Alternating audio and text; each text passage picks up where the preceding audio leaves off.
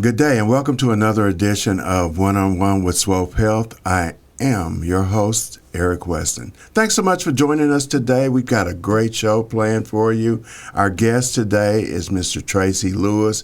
He is the president and CEO of EDCKC, Economic Development Corporation of Kansas City. Tracey, thanks so much for joining us Thanks today. for having me here. So, who is Tracey Lewis? Where are you from? Tracey Lewis is a native Bostonian. Okay. I spent a short period of time, about 5 years from the time I was about 6 to 11. I lived in St. Louis in the Walnut Park neighborhood, northwest St. Louis, and then moved back to Boston, went to high school in Boston, college in Boston, business school at Cornell, and then spent a little time on Wall Street, 5 years. I was recruited to Kansas City by Waddell and Reed with Nikki Newton, and then ultimately spent 12 years as a senior vice president at Commerce Bank. I left Commerce almost 4 years ago and spent a little time managing some family issues, and then moved on to the EDC, where I've been really excited to help guide the EDC to the position that the city wants it to be in. So, Red Sox or Celtics? Celtics. So when I grew up, the Patriots were really bad. Right. The Red Sox were just not good enough to beat the Yankees until Big Papi and that group came along. But the Celtics were always good when I was a kid. So okay, so you go back to the Bill Russell era? Bill Russell area, Cornbread Maxwell. Okay. Of course, Larry Bird, Parrish, Dennis Johnson. We eventually stole who was the really good point guard for the Kings? Tiny Archibald. Tiny Nate Archibald. I was a big fan of Tiny and his backup, Gerald Henderson. Yeah. Yeah, big fans of those. Yeah. Yeah. That's when basketball was basketball. Yes, it was. Yes, it was. There wasn't no touch fouls. Yeah, if you three-pointers, all that extra if you weren't stuff. bleeding, you didn't get fouled. Exactly. Now it's touch fouls. Mm-hmm. So where'd you go to college at? I went to a small college about the size of William Jewell called Babson College. Focuses mostly on business. I really appreciated the immersion that Babson had as far as business. So learned a lot about accounting, finance. I was a marketing major, communication major. So when I went to Cornell for business school, I was pretty much familiar with everything I needed to know. What I learned at Cornell was more about relationship management, about setting goals and expectations, being able to have interviews. Ivy League schools give you a nice structure around how to have strong relationships and build a career. My undergrad was more about the technical aspects of understanding business, reading financial statements and understanding the value of marketing and good relationships. That's why I got my guy, Brian Escobar, here for marketing, because you really do have to craft the right image to the community and be really responsible about how you show yourself and how you represent your partners, like your board and the city. So that early education around business was great. One of the other things that was really great is I worked for a company called Xerox Corporation. Xerox, even though they sold copiers in a very basic business model, selling and relationships have always been extremely important. And that experience was the most important business experience I had, and Wall Street was close second. Okay, so what are some of the high points that you like about Kansas City? You've been here, you were commerce. What are some of the good points that you see in Kansas City? I think Kansas City is the perfect size for people who want to have a long-term sustainable career and balance that against having real family experiences, kind of an integration of curating your own personal life and also having enough time to spend time with your family. We have just the right amount of large city experiences with sports and theater, transportation, various communities with different personalities. But then at the same time, not so large that you get stuck in traffic for 20, 25 minutes. That if I live in the Northland and I have friends that live in South Kansas City, it's still 20-minute, 25-minute drive. Whereas when you live in a large city, if someone lives in the northern part of the city and someone else lives in the southern part of the city, it's almost like they live in two different cities. If you live on the opposite side of the airport, in some of these metropolitan areas, then the airport is a super inconvenience. Those aren't the things that we experience here. And as we continue to improve some of the public services that are really integral in having a strong family life, Kansas City will become much more livable and then, unfortunately, much more attractive. Ultimately, we are at the core of the middle Midwest. You've got Minnesota up north that's in the Midwest. You got Dallas in the south that's in the Midwest. But when you think about Arkansas, Oklahoma, obviously Missouri, Kansas, Nebraska, and Iowa, when those communities think of the city that represents them, many of those states think of Kansas City. They root for our sports teams. They come here for big vacations and concerts. And so we have a very enviable position that we can evolve and make great, but we have to be intentional about how we get there. And I'm excited about that and excited to be a part of it. So what would be the negatives, the bad aspects of Kansas City that you see? I think we are growing out of the negatives, but I think sometimes we are resistant to the opportunity that's right in front of us. And an example that I would illustrate is the difficulty that we had convincing our community to improve the airport. You know, the airport, that was a very easy decision, and I really respect the effort that Mayor James put into it and the people that he aggregated to push that through and get that done. And now everybody loves the airport. It's so fantastic. As our current mayor often says, our airport is the gateway to our city. Right. You know, you've heard Mayor Lucas say that tons of time, and it's true. And almost every time I travel at the airport and I get into a conversation with someone, they just brag about someone local. Right. They brag about how wonderful our airport is. I think that we should be a little bit more amenable to the changes that make this city more advantageous. And sometimes we're just sometimes a resistant culture. And I think that we should embrace the blessings that we can aggregate. And sometimes we just don't. We're just not comfortable with that. Other cities of our size are much more aggressive, and places like Columbus, Ohio, or Nashville, Indianapolis, they're much more assertive about trying to aggregate those opportunities. So one of the things that we talked about before we started doing the podcast, and I want to segue into that because I think economic development is one of the things that I would say we're kind of slow with. You know, we have all these shiny objects, but when you get to the core of the city, even though, projects are coming up, but when you get to the core of the city, it's like you moved into another city altogether, another planet in some cases. But we were talking earlier before we started the show, the grocery store Sunfresh is closing at the Linwood Shopping Center. So what are your thoughts? How are you involved in that, or were you ever involved in it? Well, first of all, for a long time until just recently, I lived at 20th and Garfield. That was my grocery store. And so I went to that grocery store frequently. I appreciated the effort that management had to keep fresh product on the shelf, keep residents safe, deals on food that were responsible to the community. I think it was a valiant effort. I think that if we really look at the history of it, and I'm not an expert on history, so I might get a fact or two wrong.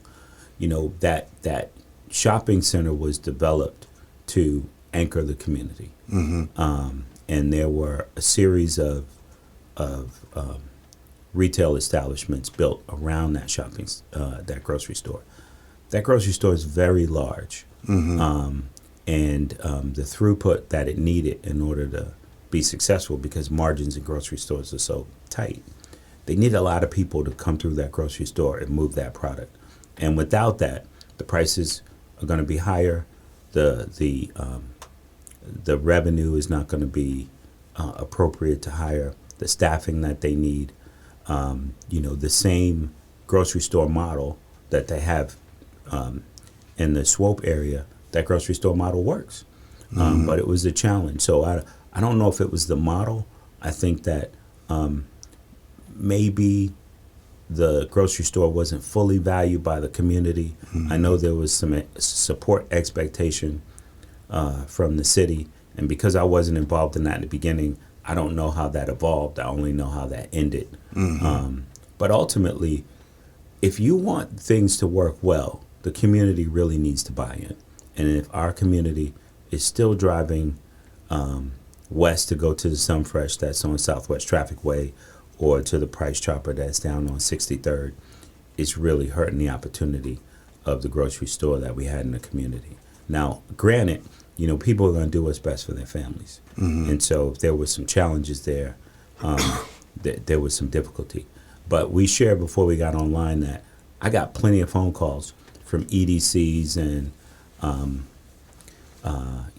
political people around the country. Our grocery store was mentioned in a national discussion about the fidelity of whether or not we should have a grocery store. And my thoughts on that were, it's a representation of the evolution of the East Side community, and the expectation that the East Side community, if you just drop a valuable opportunity inside of a community, that they're going to be ready to absorb it. And I think the East Side community still suffers from the challenges of flight from years ago. And the grocery store is just one example. The challenges that we had with supporting KCPS and their bond issuance is another example of the reality that it's going to take more time for the entire city to support the East Side. The entire city has to do more to support the 3rd and 5th district. And the things that represent the district, like that grocery store, like the school district, we have to rally around that. Now, it takes time, and I have a lot of respect for Mayor Barnes, Kay Barnes, when she established the anchors of downtown, and you see downtown flourish. We have to establish the anchors of the East Side and see that flourish. And there's going to be ebbs and flows. Sometimes things will work, sometimes they won't. That is the beauty of the city and that middle piece of the city and the business community, which is the EDC.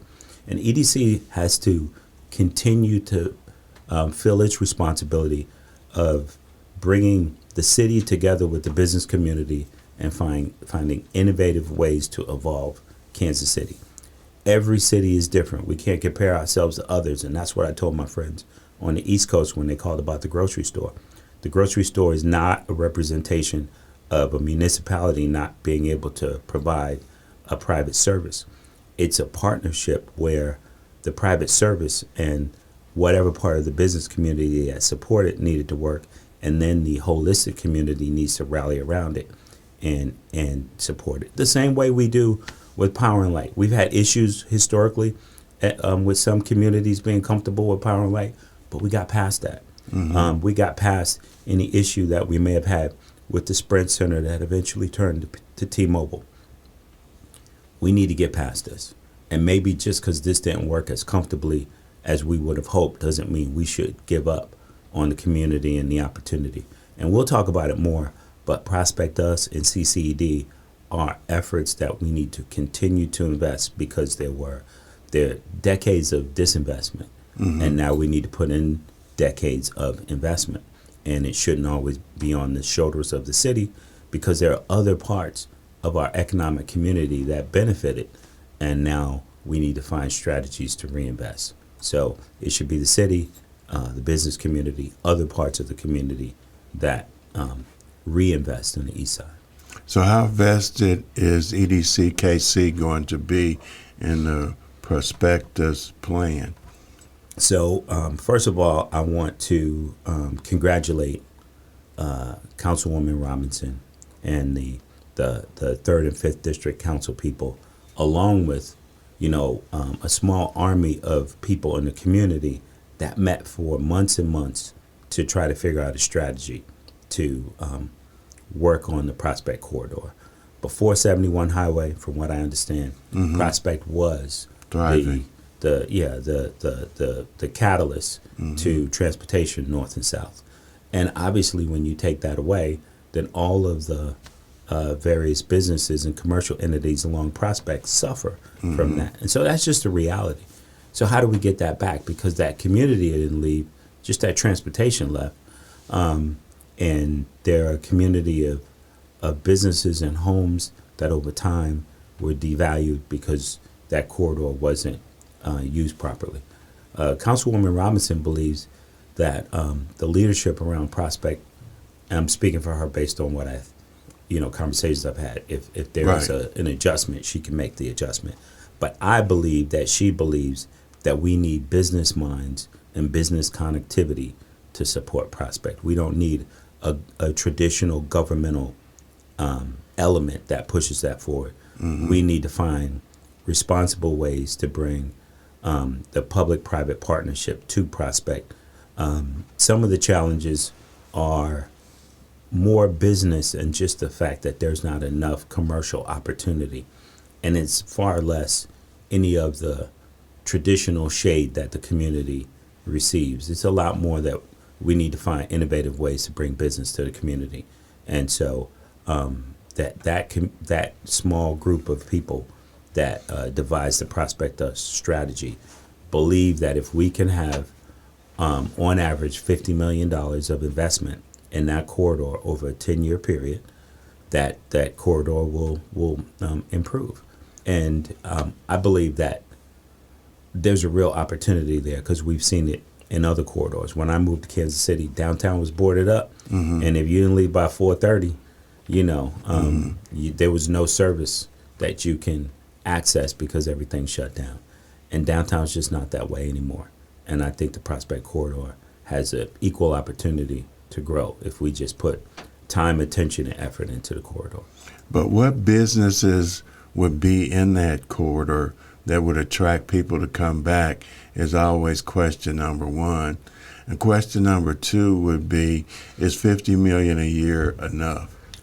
Because that covers about a block. Once they start doing infrastructure changes, that would probably cover about a block. So it always helps if you have a gigantic anchor.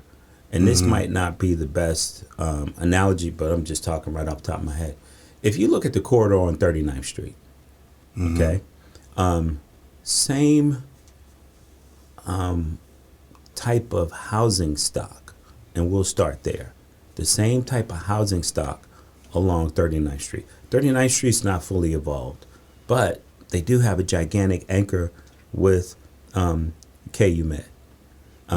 And so you need to have businesses in the community, because if you're hoping that the wallets of families will elevate community, we only have one real example of that, and that's the Brookside community. Other than that, we don't have a lot of communities in Kansas City proper where the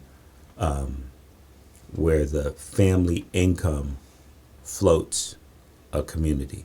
And even Brookside has the plaza right there in the shadow of the plaza. And so I think we need to have innovative ways to get businesses to move to Prospect. But if you go west of True 63rd Street, I remember when that area was nowhere near what it is today. Right. It has truly developed. It is flourishing. They have the right traffic through there. So how do we get that mindset and that buy-in east of Truce? Yeah. because the landing, I guess people are doing plans for the landing now, but the landing has been a desert for at least a decade and a half, and nobody has any concept of what to do with it. Yeah, well, if we didn't look at those communities as communities, if we looked at them as children, Prospect is a 2 or 3 year old that needs attention. 63rd Street might be a 6 or 7 year old. It's not fully developed. It does benefit from Brookside and that neighborhood. It's the next door to Brookside, just like Waldo is the next door to Brookside. And so if you got a 6-year-old that has a 12-year-old brother, then there's some help out. There's some halo effect from that. And we need to figure out how we can do that on Prospect. And I think maybe as we improve the 18th and Vine district, then we just keep going right up the road. And I think that, as you can see, the 18th and Vine district is getting a lot of attention. And, if we get a handful of things that we're going to get in there, it'll improve. I see you smiling, and I know you have a response because I watch you on TV every Friday. So you go ahead. Treat me like Dave Heller and tell me what you think. Go ahead. I just think that 18th and Vine has the potential to be a gem in that area. Yes. But I just think the vision is just too short-sighted. And I'm not a developer by any means, but I am a consumer, and I know this. If I go someplace and just walk around, I spend money. And I've said this for probably 2 decades that I've been in the media. You have people come to 18th and Vine, they have a pocket full of money. After they leave the Negro Leagues Baseball Museum, they leave and they still have a pocket full of money. Right. Because there's nothing down there that drives foot traffic to build a tax base or a base where people want to come. People go to 18th and Vine, they go to a destination. They go to Negro Leagues Baseball. When Soiree's restaurant was there, they went there. They go there and leave. It's not a hat store, a shoe store, a suit store. And if you look at the old pictures of 18th and Vine and that district, there were clothing stores there. There was foot traffic. And it was a vibrant area. When you took all that out, it cut the foot traffic. It flipped back to a residential district because what 18th and Vine is a residential district with entertainment. And so now that it's gone back to residential, where's the foot traffic? There's no stores there. Yeah. You come in, you do what you do, and then you leave. Yeah. And I don't disagree that some things should be reimagined. Sometimes the biggest burden of an entity is its wonderful, strong history. And that district represented a lot of things that I think people still try to hold on to, when sometimes you just need to make some changes. We've got traditional theater, traditional museums, and those are to use the metaphor, gems to the community. But you need things that drive foot traffic and more young people, because young people spend their disposable income more readily than most. And so we need to find ways to make some of that more attractive. And I think that at times we lean on the history of baseball and jazz when we should just think outside the box and complement those things with some other business strategies. I think the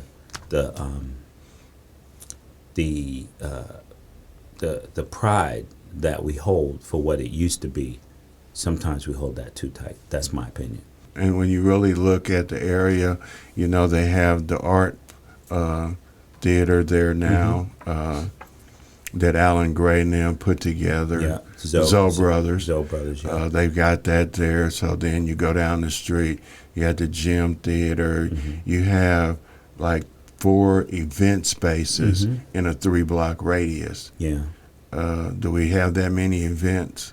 Maybe one of those event spaces could be a tailor shop for men's suits or women's dresses. Mm-hmm. I'm just thinking outside the box. I hear you. And I don't know if the pedestrian walkway concept is going to work either, because when you get over into Kansas City, Kansas, they tried it over there and that didn't work successfully. But we're going to talk about EDCKC. Yeah. Well, just let me hit you with one more thing. Okay, go ahead. Is that not that I'm saying it should be there, but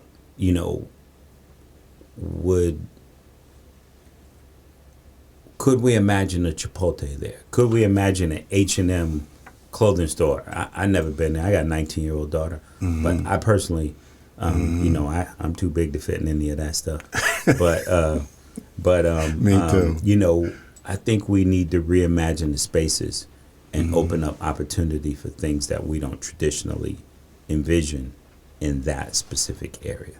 A Starbucks, someplace to go get a sandwich or a cup of coffee. Councilman Curls always chastises me that he can't get a cup of coffee in this district. He can. There are a couple places, but I get what he means. Right. That we need to revitalize with services, common services that people look for, and I can appreciate the struggles that certain districts have. We talk about the 3rd and the 5th. Sometimes even the 6th and some of the northern districts suffer the same challenges that the migration of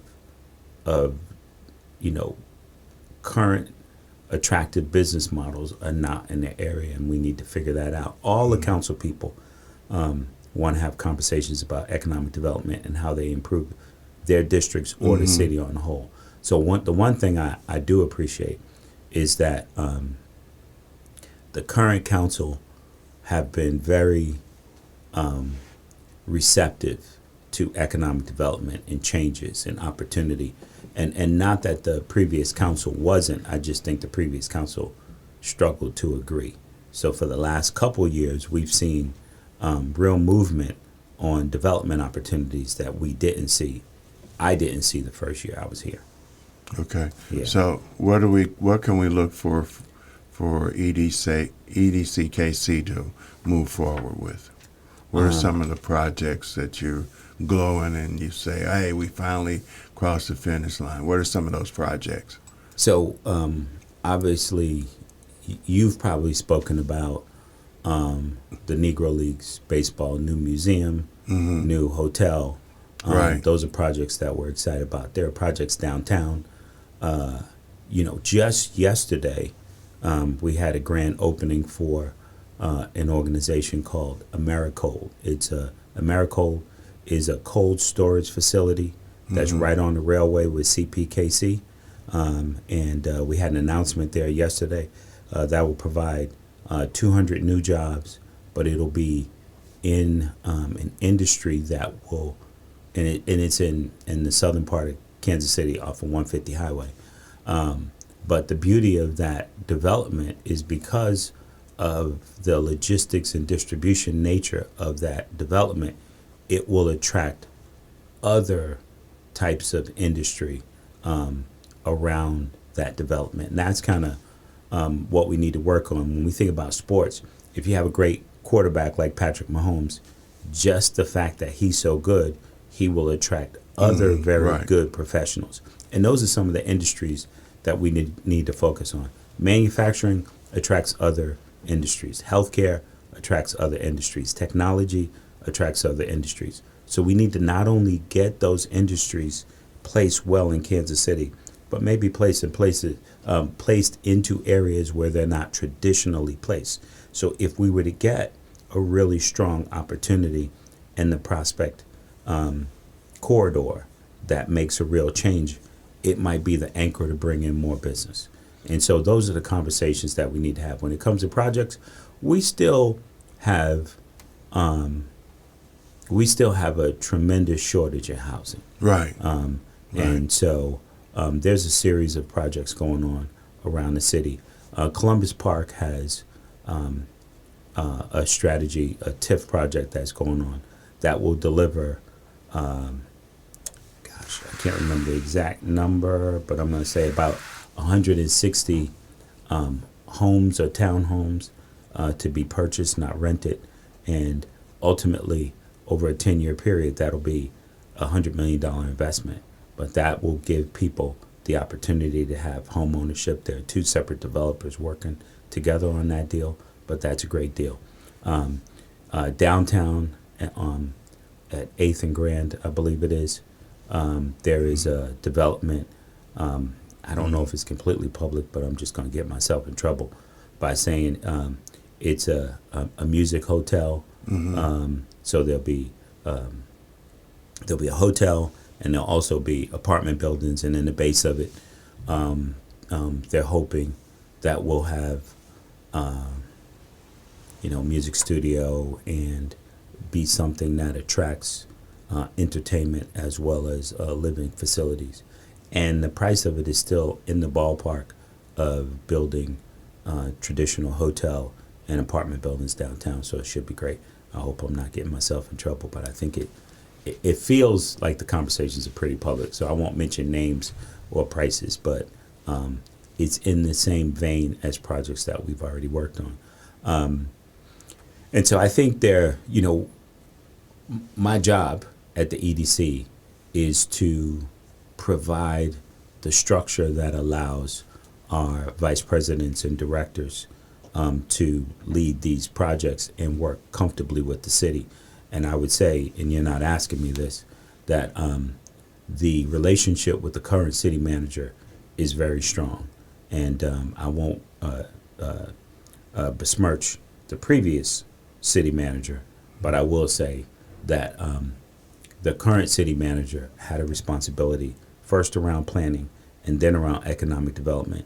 And we built a relationship and a conversational model that allows us to be really transparent about the projects, the cost, and the support.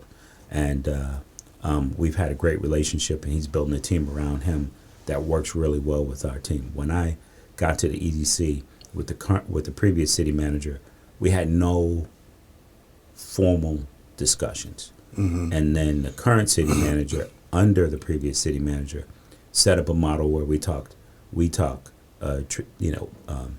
judiciously every other week, that we have a meeting with the mayor's office, city manager's office, and the EDC to talk about projects and strategy around how to get projects done and find resourcing that's more innovative than what we used to do, which is sometimes direct investment into projects that didn't call for that. So we're trying to find a smarter way to use our resources and incentives to get more projects done and get them done strategically around different parts of the city, because every taxpayer wants their community improved, and we need to be smart about that and responsible.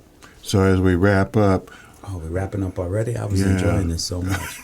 I wish you invited me here previously. I'm just kidding. He has invited me here plenty of times. So thank you. When we look at the overall picture, and you mentioned the new city manager, will we be able to see the needle move, an eyeball example of moving the needle? Because we see and we hear a lot of stuff that goes on in other communities. And one of the interesting things is how long it takes for projects to come into fruition. Where you do the groundbreaking and then you wait 3 more years and you finally see a bulldozer. But in our lifetime, will we be able to see a visible change in the way things look east of Truce versus west of Truce? Or downtown, in the downtown area? Yeah. So first of all, you'll see the needle move if you look for it. I think sometimes people look specifically at what they want to see change, and if that doesn't change, they assume there's no change. So you will see the needle move on the east side, downtown, and in other parts of the city. We didn't have a chance to talk about this, but I believe that CCED could be a major factor in seeing improvement on the east side. It's supposed to be. That's what it was designed for. Exactly, but sometimes things don't work out as well as you like. We still have a couple years to exercise the opportunity that the taxpayers supported, and give them a reason to continue to support it. Right. The CCD is moving into the EDC. We are in the final. We have 1 or 2 more bullet points to check in order to make that transition fully complete. But we've already been working together closely for almost a year and super closely for the last 6 months. Most of the CCD facility has been at the EDC and working really well. And we foresee that we will have plenty of reasons for taxpayers to support it. There were some that's amenities. now, though. It's 7 years Yeah. into. You know, the analogy I always give is, Eric, if you showed up at my front door with your 12-year-old son and said, get that boy into Harvard, you know, we have to have a conversation because, you know, after 12 years, there's some work to be done. But it doesn't mean that we can't get a good education and a good life opportunity for that student. And that's how I feel about CCD. There's still plenty of really good things that we can do. There's investments that haven't been made from previous rounds that we can make sure happen well. And then there's 2 more years of investment that we can have. And 2 years of investment is a lot. And so I think we can make a tangible connection. And I do think, again, that when it comes to the city manager's office, the mayor's office, and EDC, we're all rowing in the same direction. I mentioned Finally. I mentioned the development that I talked about yesterday. That development was in conversation for 3 years, and then it was negotiation for 3 years, and then it was solidified after 2 years, and the development is almost complete as of yesterday. But that's 9 years of working on a deal. And the real opportunity in any business model is to have a good strategy and keep the good people inside the organization. So one of my goals is to just make sure that people at EDC find a long-term career at the EDC so we can keep the institutional knowledge and experiences that we need to execute the way the city needs us to.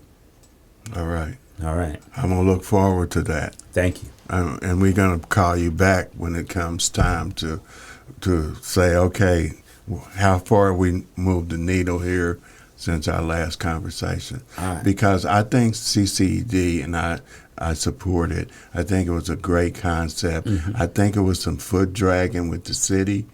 I think that was one of the things that was kind of slowed it up on where it needed to be in City Hall and who needed to drive the bus. But I'm glad finally, with 2 years left, they finally got it rolling. Yeah, well, you asked me something, and I know you're trying to wrap up, but you asked me what about our community is sometimes an impediment, and I said we're slow to adopt, and I used the airport as an example. The other thing sometimes we're slow to adopt is to get on board somebody else's good idea. And so that was a community idea that some of our elected officials and our traditional development structure should have gotten behind that good idea. And it probably took them 5 years of resistance before they got behind that good idea. And that's why we have this friction. 10 years is a long time, but maybe that tax should have been 20 because it took 5 years for people to get behind it. And then another 2 years to figure out how to support it. Now we're here at 7 years. And sometimes it's just culture. You know, you can't blame, this culture was built over decades of being the way it is. Right. It's going to take decades to transition it to something else. And so, you know, we need another 10 years of CCD so that we can really execute the way that we hope.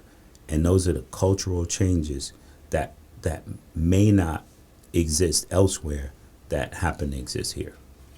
Tracey Lewis, thanks so much for joining us.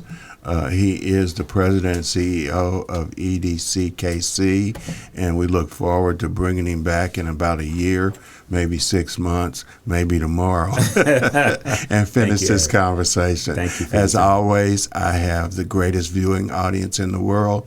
Till next time, remember, tough times don't last, tough people do. Until next time, peace.